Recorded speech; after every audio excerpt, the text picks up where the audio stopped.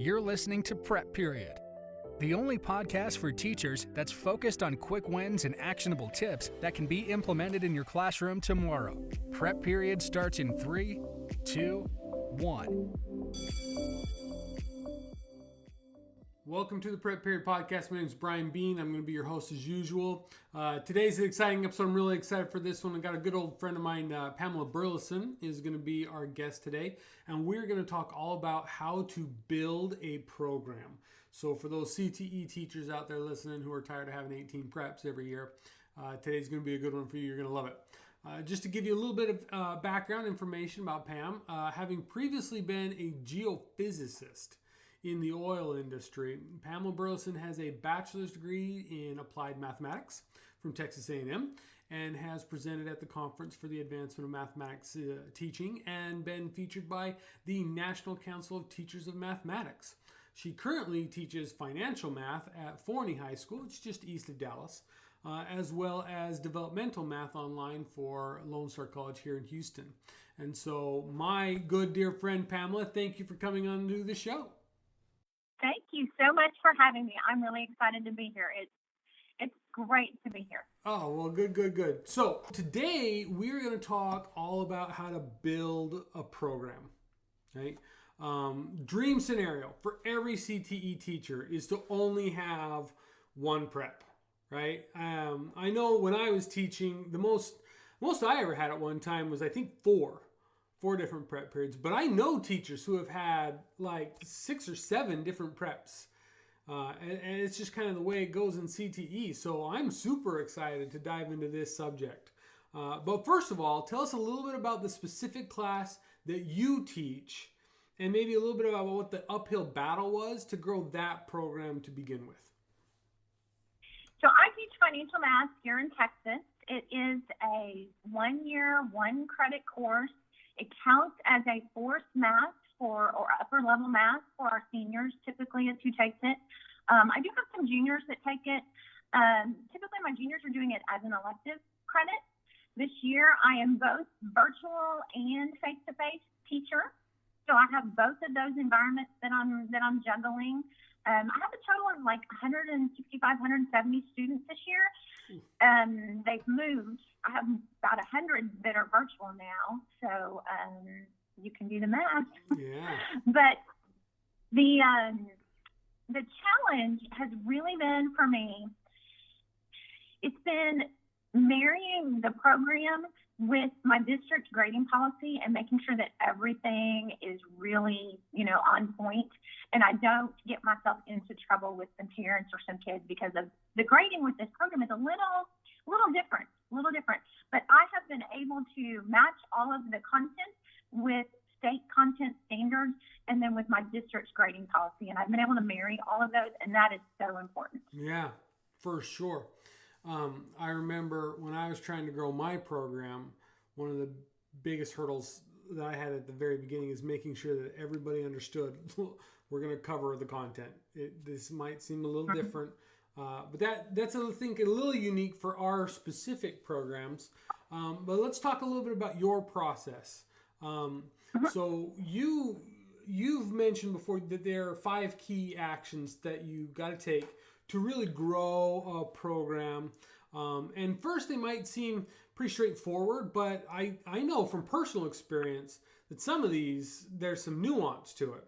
So let's start with the first one. And you've mentioned that the first one is to know your state requirements. And you kind of just alluded to that a little bit. Why is that so important that you understand those state requirements, just if you're trying to build a program? So 2 reasons. With that, you've got to understand how the program fits in with their graduation requirement. What kind of credit is it going to get them? Because if it won't get them any credit, if it won't advance them towards graduation, nobody can take it. There's not. So you got to understand where it fits graduation-wise. And then you've really got to know your content standards, whatever they are. Here in Texas, they're called the TEAS, Texas Essential Knowledge and Skills. Mm-hmm. And if you list them out for financial math, there's like 120 of them. Yeah, and you need a ton. Yeah. It's crazy. And you need to, my district is really big on we teach to our content standards. And so every day I'm required to post which TEAC I'm covering. And there's some days I'm covering 7, depending on what we're doing. but I've got to teach to my standards. And if you don't know your standards, you can't teach to your standards. So that's where it starts. So really, it sounds like that. I mean, it might seem obvious to people. Well, yeah, obvious. I'm going to teach my standards, but a lot of people, they don't realize that it's very easy to skip over some of those. And so, if you're going to try and grow a program, you've got to. It almost sounds like this is eliminating any ammunition against you, right? There's no excuse to the school for why you couldn't grow the program, because you're fitting it in with a graduation plan. And you're covering everything the state wants you to cover. You've dotted your I's, you've crossed your T's. I like it. Yep. Awesome. Okay, so then number 2 is really all about working your way up the ladder. Okay, you talked to me before about kind of starting with your department chair, work your way up the ladder. So what does that really mean? Who do you need to talk to, and why are they in their various different positions? How are they important to your process of growing a program? So I'd actually start with your entire math team. So not necessarily your department chair, but your fellow math teachers, because you are going to need their help. Or any teacher, depending whatever department you're in. Your team. Yes. Okay. So and I'm math. I'm certified math, and this counts as a math credit as well as CTE. Gotcha. So I generated support amongst my fellow math teachers and really started to drum up support. I worked with my department chair. Hey, I think we need this class. I worked up to my AP. We really need this class. These kids would really benefit from the class. There's community support. And it went up from there, and it went over to admin, and eventually we got it approved, and we got funding. We got your program, the whole thing. But you've got to work your way up, because you're going to need their help later. And then another thing, this is a really fun class to teach. And so if you let everybody know your intentions, it makes it almost impossible for them to then give it to somebody else to teach. That is key. People who may not have been in this position don't understand how much poaching goes on in education. Oh, it's bad. Yeah, it can be bad. And I was very upfront, and this for me was a very long process. It was at least 3 years from when I originally met you. And I made my intent very, very, very well known. And so when the survey went out, who wants to teach what next year? There were several people that indicated interest, but I got put at the top of the list. So I like it. So really, that when you think about it, I can see 2 different levels of value through going through that process and taking the time of talking to everybody from the bottom up. Number 1, like you just alluded to, it lets everybody know you're marking your territory. It is mine, and I'll fight you if you come over here, right? So you're kind of marking your territory. You're letting everybody know this is your intention, this is what you want to do. But also, it seems like along the way, you're kind of converting other people to the value. And so you never know when you might need another champion, And so when you go to talk to your admin, if you've got the department chair coming and being like, hey, this is the real deal. This program would benefit the students. And I know you and I are going to end up talking a lot about financial math and my model and things like that. But I've seen this same process happen at my school with our digital marketing class and the digital media classes. And we even had a teacher who was like, business law is where it's at. We're like, you go teach that business law. And, you've got to have that passion, but you need that champion. It helps a ton. Now, I noticed in your talk that you didn't mention the counselors. You kind of skipped it. You went straight to admin. But we all know, everybody listening knows who really runs the school. Well, that's the secretary. But after the secretary, it's the counselors, right? So let's talk about why you give them their own unique step. Why having a good relationship is so vital, important that you kind of single them out in your process. Absolutely. So I'm going to tell you my story, and I'll let you draw your own conclusions. Here's what happened to me. So I met you, and I learned about your program, and I worked my way up the chain. I got approval from top down that yes, we are going to allow your school, because we have 2 schools in the district. We're going to let you teach it, and we're going to give you funding, and we've approved your curriculum choices. And I talked to students and got students interested in the class, and nobody registered. And I go talk to the counselors. Well, they hadn't put it on the schedule unless students register for it the first year at my campus. Now, the other campus counselors did. And so they're in their third year of the program, whereas I'm only in my second. And for whatever reason, it didn't make the schedule choices. So it doesn't matter why. It doesn't matter. The point is that's a year of students that were not allowed that opportunity. And I know if I had been more intentional and if I had done what I'm telling the rest of you to do, it would have been on there and students would have been able to select the class. So you've got to be intentional with those counselors. Let them know, here's how I'm going to grade. Here's my expectations outside of school as far as homework requirements. For me, myself, it's almost none. I do not have, I build in time in class for them to get their stuff done. So workload is very minor. And, I let them know what my expectations are, and I got them on board the next year, and it was much more successful. Wow. They really are like the gatekeepers to the schedule. They are. Right? I mean, it doesn't matter what admin says if the counselors don't put it on there. And in my experience, I needed the counselors to push it. So I had a very similar experience when I first got approved to launch my program at my school to begin with. The principal was like, man, I love this. Let's do this. We're going to pull you out of science. We're going to let you go teach this class. And I was sitting all excited. He's like, but first we got to get permission. I was like, you're the principal. Who are you going to get permission from? He's like, come on. I'm going to take you to Lachelle's office and you're going to talk to the lead counselor and you've got to convert her because if she says no, it's never going to happen. And so we had a very similar situation.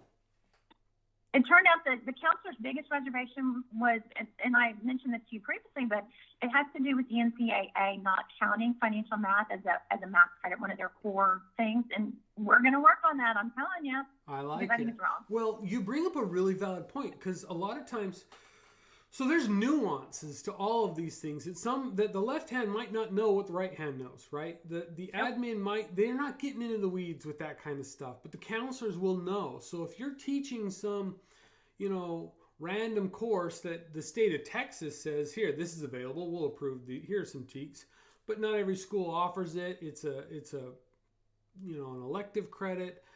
There might be a domino effect repercussions to the students' long-term plans, and the counselors are going to know that.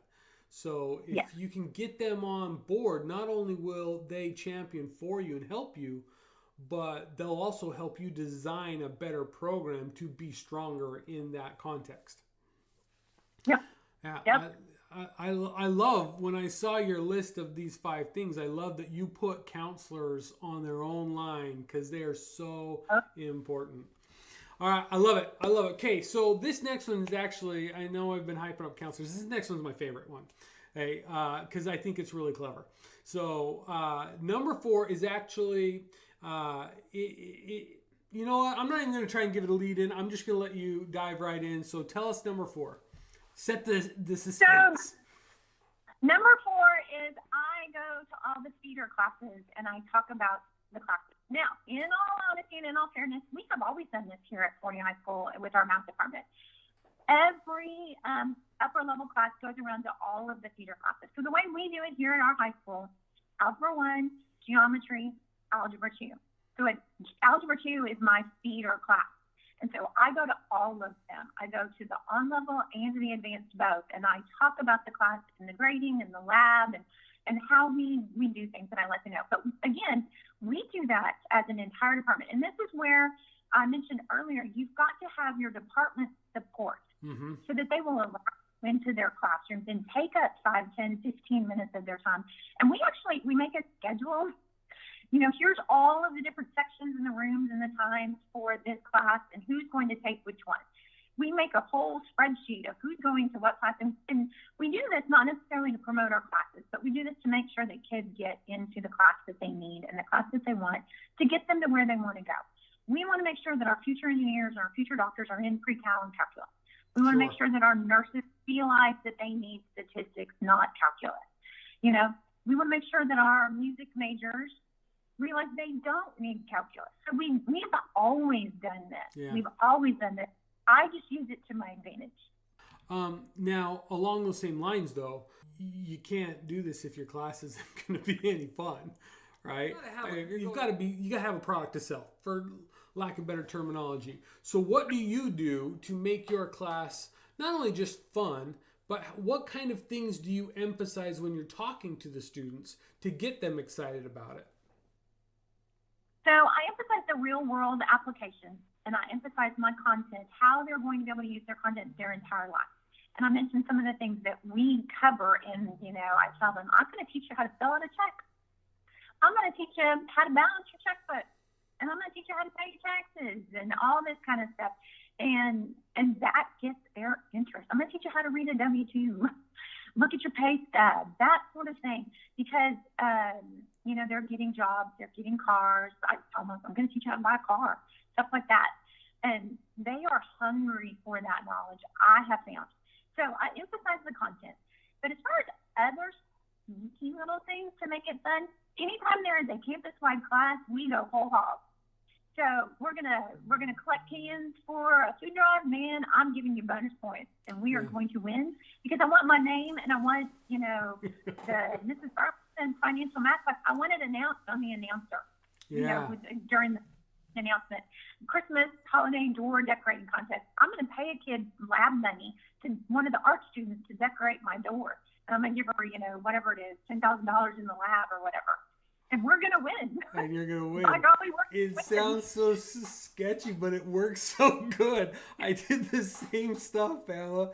It's one of the advantages of having a course that operates with a class economy. You can leverage that to get kids to do stuff. I did it too. But here's the thing. You create a culture at your school where your course has become an institution of its own. And everybody, it's on their mind. They're constantly thinking about it. I did the same thing. We used to do this thing at my school where they did old school homecoming king and queen. And it was a fundraiser for the National Honor Society. And basically they elected a teacher, a male and a female teacher, as the old school homecoming king and queen. And it was all whichever teacher could raise the most money for National Honor Society. Well, I flat out cheated, and I'm not afraid to admit it. I told my students straight up, I will match dollar for dollar. Every dollar we raise for this fundraiser, I will give you all a dollar bonus in the class economy. And kids would say that is using your resources. There was one year where I beat the person in second place by like sixfold. Like he brought in like $200 and we were at like $1,200, $1,300, something like that. It was just ridiculous. But it creates traction very quickly. Mm-hmm. And you're right. Every year, my class won it. And it just became this thing that people knew. And then it's just, there's no such thing as bad PR, right? Nope. But it lets kids highlight some of their natural abilities. Like I said, your art students can do your door decorating contest, and they can go whole hog because you can give them time in class and whatever supplies they need, you can let them go to town. So it gives kids a chance to, show off a little. So I want to give you one last little bit to shout out about yourself. Tell us how big your program has grown in these 2 years and tell us a little bit about your situation before and after. So again, this is actually technically my third year of the program. I had 0 students the first year. Okay. All right. So starting at true zero. My first year, I had 90 students. 90 students. It was awesome. This is my second year, or whatever. However you want to count, I lost track too. I have about 165, and as of right now, I have 195 registered for next year, and we're expecting to go over the 200 mark. We're trying now to figure out, do we bring in a second teacher? Do I teach a full day with no break? What are we going to do? Wow. So that's awesome. So if I understand correctly, you started at 0. And then you went in just 3 years, you went from 0 to this is the only class you're going to teach next year, possibly even have to bring in another teacher. It's the only class I teach this year. So in your second year, it's the only class you teach. Well, there you go. In my second year, now I do teach virtual and face-to-face. Sure. But I teach this class all day long. I don't teach any other prep. That is the dream scenario. So all you Yep. CTE teachers out there that are listening, you're like, man, I really love my digital marketing class. I wish this is the only thing I had to teach. Now you have a blueprint. And then just be patient. A couple years, it's all you're going to teach. I love it. I love it. Thank you so much for coming and sharing all the things you've learned. Happy to be here. Happy to help. All right, what a great episode. So grateful to Pamela for coming on to our show and sharing some of her insight. Pam's an amazing teacher. She didn't say this, and I kind of chided her a little bit for it. She didn't put it on her bio, so I'm going to say it for her. But she was actually the Teacher of the Year last year for doing just some phenomenal work, not only with her class and helping grow that program, but in some of the mentor capacities that she did for other teachers and curriculum she wrote for other classes. So what a fantastic resource for us to be able to gain insight from her knowledge and some of the things that she has done. Thank you so much for listening. I know you have other options. Be sure to subscribe to the Prep Period podcast on YouTube, on Apple Podcasts, Spotify, or really wherever you get your podcasts. Tune in for more actionable tips like this, like today, key takeaways that you can implement in your class tomorrow, right? As well as long-term benefits. So thank you so much, and we'll see you next week.